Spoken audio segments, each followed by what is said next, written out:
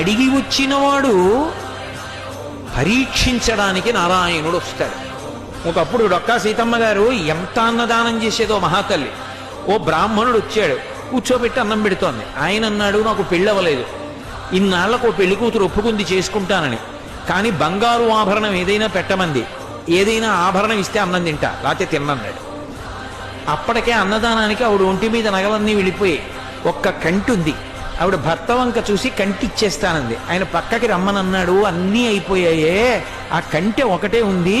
ధూర్త బ్రాహ్మణుడు అన్నం పెడితే బంగారం అడుగుతున్నాడు, ఇవ్వకు, తినకపోతే పోతాడన్నాడు. తప్పు. అతిథి విష్ణు స్వరూపం, అభ్యాగతి స్వయం విష్ణు.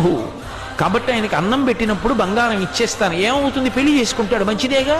కంటె ఒంటి మీద ఉంటే ఏమవుతుంది, శాశ్వతమా?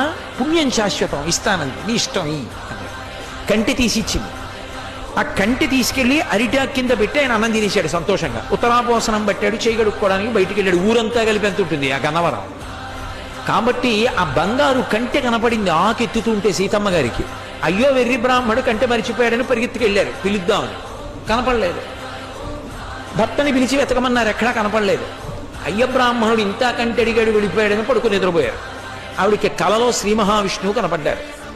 సీతమ్మ, ఇంతమందికి అన్నం పెడుతున్నావే, ఒక్కసారి నీ చేతి అన్నం తినాలనిపించిందమ్మా, బ్రాహ్మణ రూపంలో వచ్చాను. అభ్యాగతిని గదు పరీక్షించాలని కంటె అడిగాను, ఇచ్చేశావమ్మా. చాలు తల్లి, మురిసిపోయాను, నీ ఒంటి మీద నగలైపోయాయని బెంగ పెట్టుకుంటున్నావా? ఇంతకింత బంగారం నేను ఇస్తాలే అమ్మా అని ఆవిడ లేచి భర్తకి చెప్పింది కళ. ఎప్పుడు దున్నే పొలమే. ఆయన పొలానికి వెళ్ళారు. సాయంకాలం వచ్చేసే ముందు ఏదో గొప్పు తవ్వుతున్నారు. కంగుల శబ్దం వచ్చింది.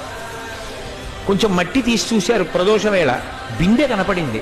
ఉత్తరీయంలో మూట కట్టి ఇంటికి తీసుకొచ్చి మూత విప్పి చూశారు. బిందె నిండా బంగారు కాసులు.